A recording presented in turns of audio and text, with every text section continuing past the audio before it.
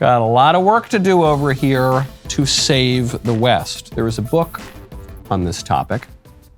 That book is called How to Save the West. It is by a friend of mine, Spencer Klavan, absolutely no relation to Andrew Klavan. I am actually writing a review of this book for the Claremont Review of Books. And when you write a book review, you go through a book and you usually summarize the plot. You give your take on the information presented, the way in which it's presented, the style of the book, the prose, all of that. And then you list the things that the author could have done better. And I've written plenty of book reviews, and I usually find all sorts of problems with books. And I'm not exaggerating. I did not have a criticism of this book. I was actually thinking, do I need to just make up a criticism just so my book review doesn't look too positive? That is how good it is. And we are joined now by my friend, Spencer Klavan. Mr. Klavan, welcome to the show.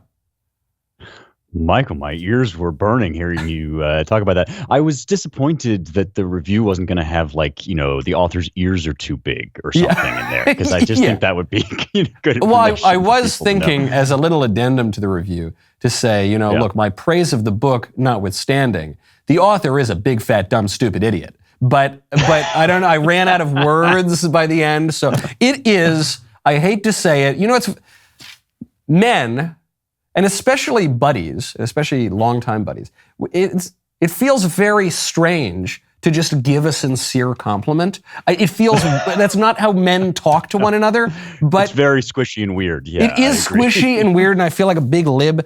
It's just so good. And I went into the book thinking, okay, now I see a little way that I could criticize it, because the book opens up and it's talking about things that are really present. They're very urgent, kind of modern things that you would see in the headlines. And I said, okay, this is going to be one of these, Spencer's going to cover the news. And then just very quickly, you tie the things that we're seeing around us right now into Polybius and Plato and Aristotle, and then you come right back up to Kendrick Lamar, and then you come to, and it's so seamless, and it's so, you actually finish the book and you say, oh, this guy is not just showing off his scholarship, and oh, this guy is not just riffing on the news. This guy has an urgent message for what to do about a civilization that feels as though it's not only in ruins, but still has some pieces of the marble about to fall down on our heads. It's really perceptive, and thanks for saying that. This is a book that is based on the radical idea that the past has something to say to the present.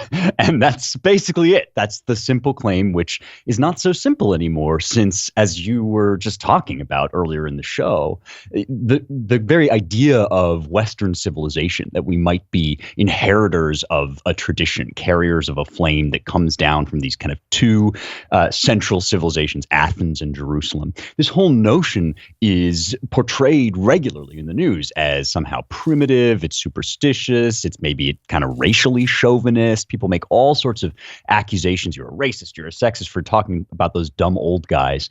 And one of the things that I try to do in this book is just say, look, every day we wake up, we see some news story that makes us feel like everything's falling apart.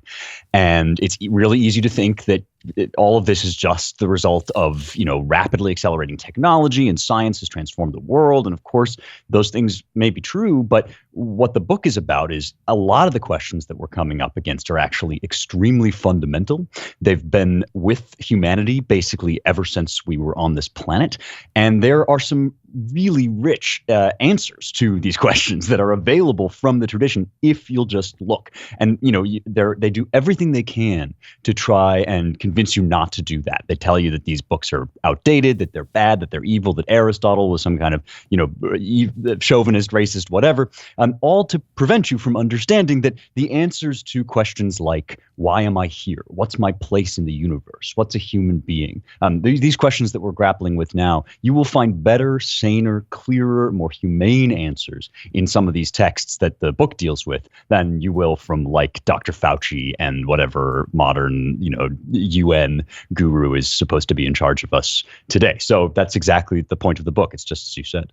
I've got about 30 seconds left in the main portion of the show for the hoi polloi out there who have not yet gone over to dailywire.com/Knowles, used code Knowles and subscribed. You say in the subtitle, it's ancient wisdom for 5 modern crises. Yep. What are the modern crises? I'll list them off and then I'll say a little bit about them. The first is the crisis of reality. Is anything true or false? The second is the crisis of the body. Do our unique human forms have anything to say about us, or should they just be replaced, re-engineered, transformed with gender surgery? The third is the crisis of meaning. Can we really believe that anything has any meaning beyond just the mere fact of evolution and replication? And this leads directly into the deepest crisis, which I think is the crisis of religion. Can we believe in a creator God that has an interest in us? That's the most important question before us, and I answer it in the affirmative. Yes, we can, before turning to the crisis of the regime, which is the most immediate one. What's going on in America? What's going to happen to us? And can we survive? I want you to give us the answers to that, but I don't want you to give it to the hoi polloi. These freeloaders they show up. I appreciate that they show up, but they don't want to fork over their hard-earned money because, I don't know, they want to go buy eggs or something like that, which is impossible. You're never going to afford eggs these days.